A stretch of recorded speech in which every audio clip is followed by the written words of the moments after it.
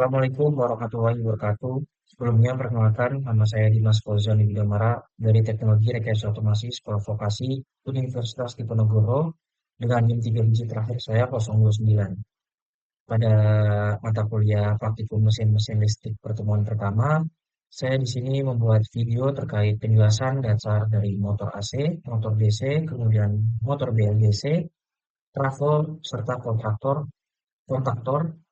dengan bantuan dari notebook LM, dan di mana pada video ini akan saya presentasikan, kemudian terdapat mind mapping, terdapat juga audio, maupun nantinya ada quiz yang sepenuhnya dibuat oleh notebook LM. Baik, pada pertemuan pertama ini saya sudah menyiapkan terkait referensi serta dokumen, yaitu terkait tentang kontaktor, motor AC dan DC, motor BLDC, dan juga trafo. Di mana nantinya akan keempat sumber ini akan saya taruh kepada yang namanya notebook LM. Tapi kita coba cek terlebih dahulu terkait dari si PDF yang sudah saya cari ini. Mungkin pertama dari motor AC dan motor DC terlebih dahulu.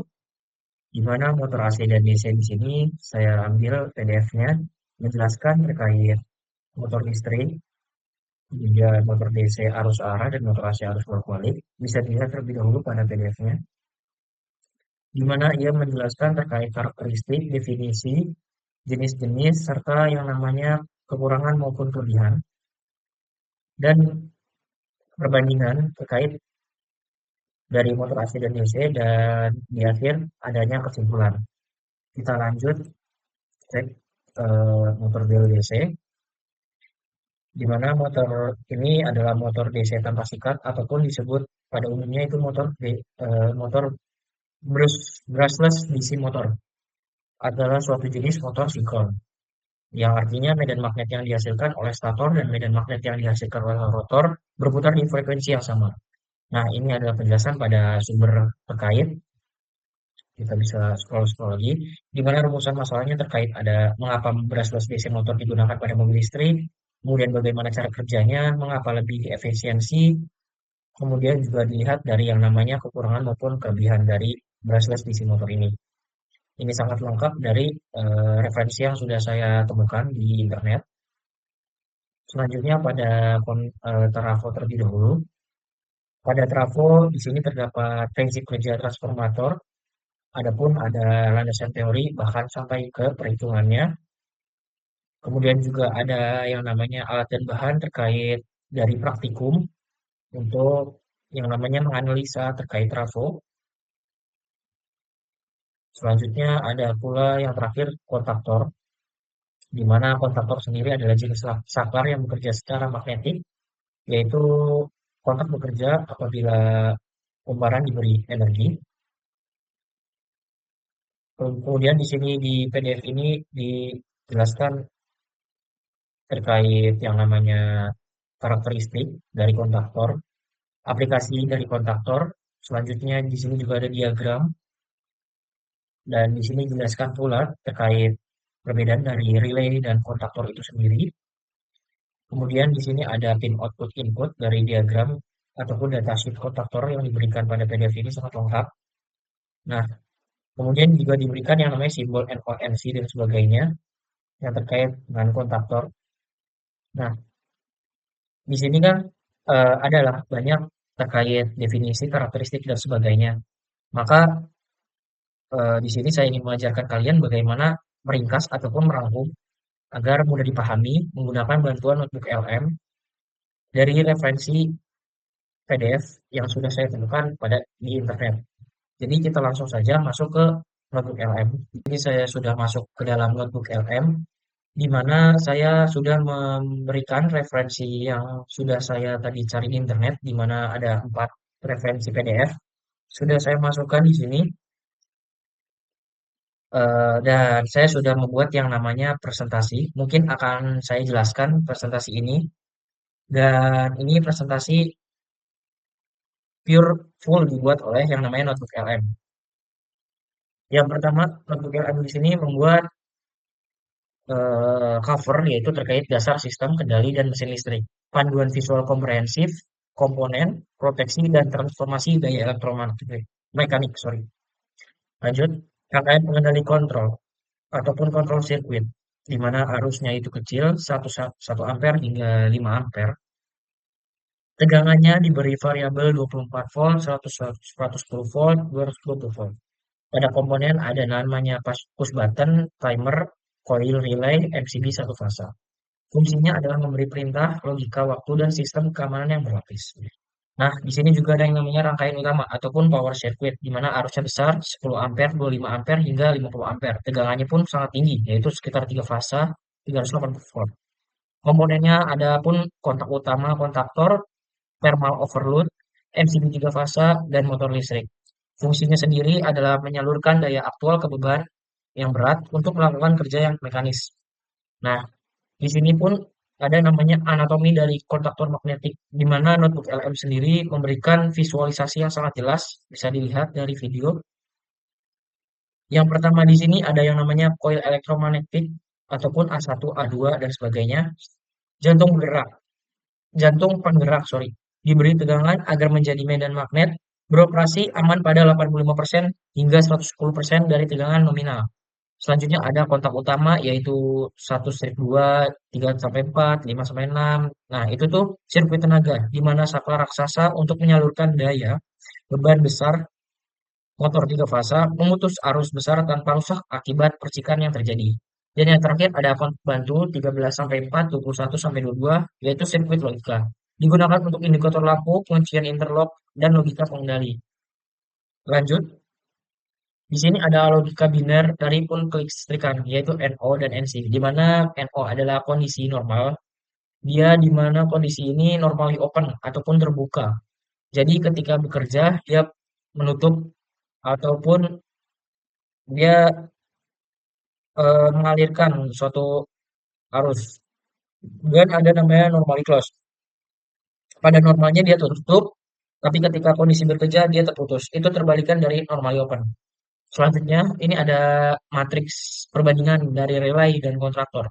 Untuk relay sendiri, kapasitas arus itu sangat kecil, 1 ampere sampai 5 ampere. Tapi kalau kontaktor itu besar, 10 ampere, 25 ampere, hingga 50 ampere, dan seterusnya. Untuk analogi perannya, relay sendiri itu seperti jari tangan yang menekan saklar internal kecil. Tapi kalau kontraktor itu beri ke raksasa penahan beban dan tenaga utama. Kalau komposisi kontak internal dari relay itu hanya memiliki saklar bantu NO dan NC yang kecil. Kalau kontaktor, sorry, memiliki 3 kontak utama khusus gaya besar ditambah kontak bantu. Untuk aplikasi utama dari relay itu salah satunya ada alarm, sirkuit logika, lampu indikator panel. Kalaupun kontaktor itu motor listrik 3 fasa, pompa industri, hingga pemanas skala yang besar. Untuk modul input mekanisnya, di sini ada tombol tekan ataupun push button. Normally open itu tombol start, ditekan sirkuit bekerja, dilepas kembali terbuka. Kalau NC normally close itu tombol stop, ditekan sirkuit terputus, dilepas kembali tersambung. Nah, kalau tombol mengunci ataupun latching, ditekan bekerja dan mengunci posisinya, ditekan 2 kali, baru dia terputus. Selanjutnya, kendali waktu otomatis atau disebut time delay relay ataupun timer. Timer sendiri memindahkan kerja kontrol dalam waktu tertentu berdasarkan setting potensiometernya. Nah, pada karakteristik on delay, tegangan koil yang masuk on itu contohnya seperti ini. Saat diberi tegangan, timer menunggu waktu habis, lalu kontak beroperasi. Jikalau karakteristik off delay itu saat tegangan diputus, timer menahan posisinya, lalu kontaknya mati. Nah, lanjut kepada proteksi thermal, yaitu thermal overload relay. Nah, untuk sequence pemutusan ataupun trip mekanismenya sendiri akan saya bacakan. Yang langkah pertama yaitu ketika terjadi gangguan ataupun overload, arus motornya meningkat tajam akibat beban mekanik berat ataupun hilangnya satu fasa. Nah, langkah kedua akan mengakibatkan efek panas. Arus berlebih melewati elemen pemanas di dalam eh, thermal overload ini menaikkan suhu drastis. Ketika menaikkan suhu drastis, reaksi fisik di metal. Dua logam dengan sifat mulai berbeda melengkung akibat panas dan akhirnya terjadi pemutusan sirkuit. Nah, seperti itu. Dan akhirnya aliran koil kontak pun terputus, motor pun berhenti secara aman. Lanjut, proteksi hubung singkat pada miniatur circuit breaker atau biasa kita sebut MCB. MCB sendiri memiliki fungsi proteksi ganda. Yang pertama adalah beban berlebih ataupun overload. Ia akan aktif ataupun trip saat daya melebihi kapasitas. Dan ketika terjadi short circuit, itu memutus ketika saat kabel fasa beradu langsung dengan netral. Nah, pada arsitekturnya, dalam ekosistem panel kontrol selalu gunakan pengaman berlapis, yaitu MCB satu fasa. Contohnya itu menjaga ranah arus kecil di rangkaian pengendali, seperti coil, timer, lampu, dan logika. Jikalau MCB tiga fasa itu menjaga ranah tegangan tinggi di rangkaian utama, seperti kontaktor utama maupun pilot motor. Nah, untuk alur kerja dari ekosistem kendalinya seperti ini, bisa dilihat pada bagian pertama itu input mekanis, jari menekan tombol NO, kemudian logika waktu, TDR menghitung delay di 5 detik, kemudian ada pun jembatan menggerak arus mengaktifkan koil A1 A2, magnet menarik saklar raksasa. Lanjut kepada TOL, MCB, kemudian output mekanis seperti motor AC menerima daya dan berputar aman. Nah, pada jalur daya utama, 3 fasa 380 volt, penyaluran daya, kontak utama menutup arus 380 volt dan arus 380 volt pun mengalir kepada TOL dan MCB. Nah, ini dari yang namanya kontrol maupun power ini.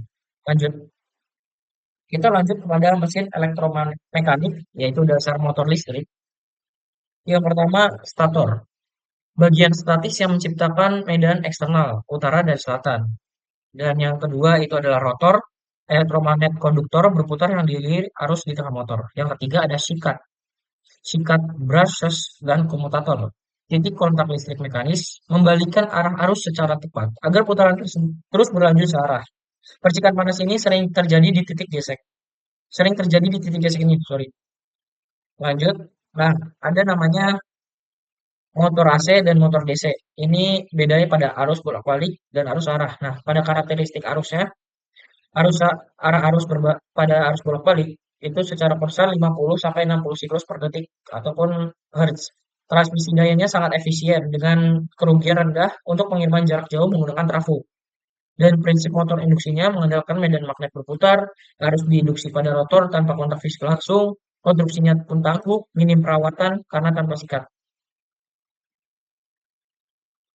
Ini jika tanpa sikat. Lanjut kepada arus DC, karakteristik arusnya itu mengalir konstan ataupun konsisten ke satu arah, polaritas plus minusnya mutlak. Lanjut pada transmisi dayanya, tidak efisien untuk jarak jauh. Biasanya itu diaplikasikan kepada elektronik solid state, panel surya, ataupun baterai.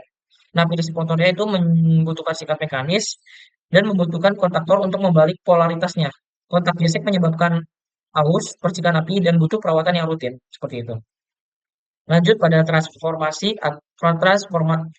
tegangan ataupun disebut trafo ya, yang kita tahu prinsip kerja dari trafo. Nah, prinsip kerja dari trafo ini dia itu mempunyai desain inti berlapis ataupun laminasi. Nah, inti besinya ini desain berlapis tidak padat dan tidak solid secara spesifik untuk memotong dan mengurangi rugi akibat arus pusar ataupun eddy currents. Nah, rasio belitannya itu tegangan berbanding lurus dengan rasio jumlah belitan kumparan Vp per Vs sama dengan Np per Ns. Aturannya, mengapa hanya AC? Tegangan induksi hanya tercipta jika ada perubahan besaran arus terhadap waktu dI per dt. Oleh karena itu, trafo tidak akan pernah bekerja jika diberi masukan arus DC murni ataupun arus konstan induksi sama dengan nol. Seperti itu. Nah, ini ininya laminat mesin inti besinya, ada kumparan sekunder, masukan AC ini, kemudian ada keluaran AC, dan ada kumparan primer, laminasi inti besi juga ada. Lanjut, slide terakhir di mana ini referensi cepat, kamus skematik komponen standar IEC, lembar contekan cheat sheet visual untuk merakit dan membaca blueprint kelistrikan industri seperti ini. Coding kontaktor ini gambar seperti ini, tombol push button gambar seperti ini, timer overload gambar seperti ini, kontak biner NO dan NC gambar seperti ini, timer delay gambar segini, dan pemutus daya FCB gambar seperti ini. Nah, mungkin itu saja presentasi yang dapat saya sampaikan terkait dari kontaktor, motor AC dan DC, motor BLDC, serta trafo. Lanjut kepada yang namanya mind map dari notebook LM yang telah dibuat. Di mana pertama ada sistem kendali motor listrik dibagi 3 cabang pada kontaktor magnetik, komponen pendukung kontrol, dan motor listrik seperti itu. Pada kontaktor magnetik terdapat definisi, komponen utama, karakteristik, serta keuntungan. Pada komponen pendukung kontrol ada timer, temporal overload, push button, dan MCB. Kemudian pada motor listrik terdapat prinsip kerja, bagian utama, jenis utama. Nah, ini sudah dijelaskan semua pada presentasi. Ini hanya sekedar peta peta pikiran lah seperti itu. Kita lanjut mendengar yang namanya eh, ringkasan audio dari notebook LM yang telah dibuat, di mana kita akan mendengarkan sekitar 2 menit saja.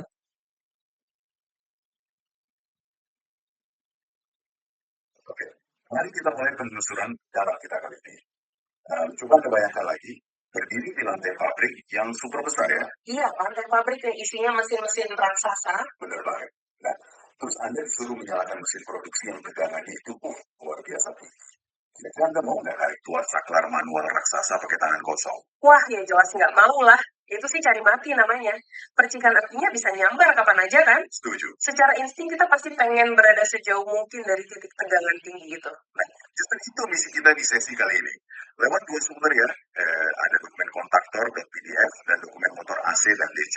Kita bakal membongkar rahasia komponen listrik yang biasanya sembunyi di balik panel. Betul, supaya Anda paham gimana sih mesin di sekitar Anda itu dari sekedar pompa air sampai alat pabrik masif bisa dikendalikan dengan aman. Tanpa harus Anda berhadapan sama kabel paut tadi ya. Makanya kita butuh semacam remote control atau pengendali jarak jauh. Disinilah inovasi elektromagnet atau magnet listrik ambil alih. Jujur aja pas saya baca materinya, saya tuh agak bingung bedain antara relay sama kontaktor. Iya, banyak yang sering kebalik-balik soal dua ini. Keduanya kan sama-sama pakai gaya magnet buat narik kontak normally open supaya nutup. Jadi arus bisa ngalir kan? Prinsip kerjanya emang sama persis. Bedanya itu lebih ke seberapa besar tenaga yang bisa mereka tangani. Oh, kapasitasnya ya? Iya. Relay itu dirancang buat arus kecil. Biasanya cuma 1 sampai 5 ampere aja. Cuma segitu. Terus kalau kontaktor? Nah, kontaktor ini dirancang khusus buat nahan beban arus yang masif banget. Kayak buat sistem mesin gedung atau mesin pabrik berat tadi. Berarti kuat banget dong ya? Jadi, arus kecil dari tombol yang Anda tekan itu masuk ke kumparan kawat di dalam kontaktor. Ini bikin medan magnet yang cukup kuat buat menarik fisik saklar raksasa yang tegangannya tinggi itu supaya tutup rapat. Oke, mungkin kita dengarkan sekilas saja terkait dari fitur ringkasan audio yang sudah kita dengarkan tadi. Sangat bermanfaat ya. Di situ pada awal menjelaskan terkait perbedaan kontaktor dan relay, di mana dibedakan hanya pada beban yang diberi gitu. Karena pada kontaktor dan relay sejatinya memiliki definisi dan karakteristik yang tujuan yang sama, yaitu menarik magnetik dari isinya seperti itu. Di mana kontaktor magnetik maksud saya seperti itu. Di mana bedanya kalau kontaktor itu dia lebih kepada beban yang berat, arus yang berat, jikapun kalau relay itu memiliki beban arus yang kecil seperti itu. Nah, lanjut terakhir kita mencoba untuk kuis. Kita akan coba terakhir.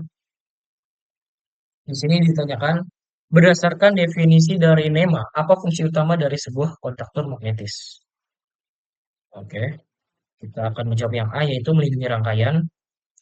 Oke, kurang tepat ya, karena jawabannya adalah C, yaitu alat yang digerakkan secara magnetis untuk menyambung dan membuka rangkaian daya listrik. Lanjut, ada 6 pertanyaan kita coba terus ya. Bagaimana kondisi kontak NC pada saat koil kontaktor diberi tegangan atau dalam keadaan bekerja? Kontak akan membuka. Nah, betul. Kontak akan membuka seperti prinsip kerjanya kan kalau kontak NC jika dia bekerja maka kontak akan membuka begitu. Sehingga aliran listrik akan terputus. Dalam sebuah motor sederhana, bagian yang berfungsi sebagai poros putaran medan magnet disebut armatur. Oh sorry, poros ya jawabannya. Jawaban yang benar itu adalah poros. Di mana poros merupakan sumbu pusat yang meneruskan gerakan rotasi dari rotor ke beban mekanis eksternal. Lanjut. Dalam perangkat, komponen apa yang digunakan untuk mengamankan motor listrik dari beban lebih ataupun overload berdasarkan prinsip panas bimetal. Nah, itu adalah thermal overload relay jawabannya. Lanjut. Apa yang menjadi keunggulan utama kontaktor magnetis dibanding saklar manual? Di mana ukuran kontaktor dapat hmm,